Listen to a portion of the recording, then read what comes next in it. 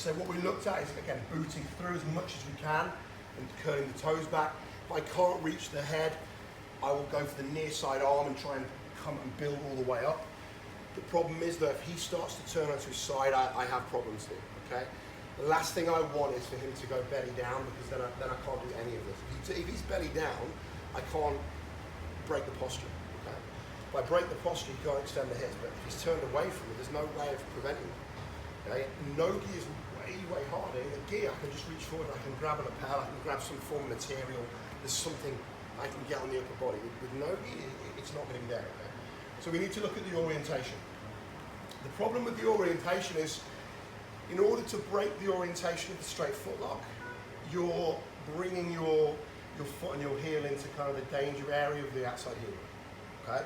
If you're not aware of this, then you're going to get caught a lot. If you're aware of it, it's not really that much of a problem, okay? But again, it's a temporary thing.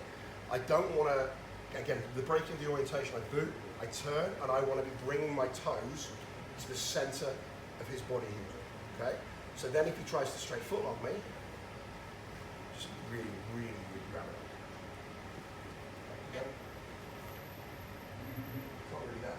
Okay, because it doesn't have rotation. The foot is here. Now he goes straight. Yeah. Okay.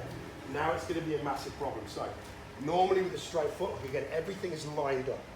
Okay, and my toes are kind of in the armpit, and the feet are kind of coming down the outside of the tricep there. So when he turns and he moves his shoulder, he has a direct effect.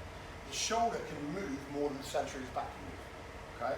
So if I then move my toes and place them in the center of the back here, you can't really move the center of the back, okay? And the rotational effect is not going to be there. So again, he starts to try and finish the foot from here, okay? It's not really there, okay? You're going to get strong guys that are going to cause you a little bit of discomfort, but the mechanics that are going to really break the foot and cause it damage to the ligaments are no longer there, okay? So as soon as we're in this position, we're booting, we're curling the toes, we're changing the angle to the center here. It's almost like a 45-degree angle, so my toes are in the center of the back, almost going towards the shoulder, okay? What we have to be aware of is if he switches the grip, but the one thing that does kind of play in our favor is we have an incredibly straight leg, okay?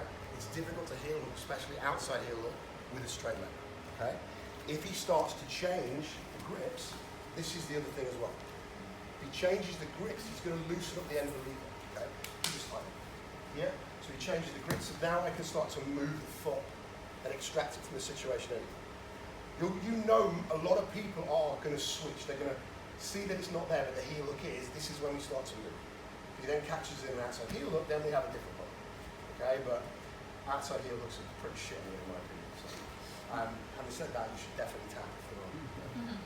So, again, it's being aware that you are with most submission escapes, there's no like 100% clean way of escaping.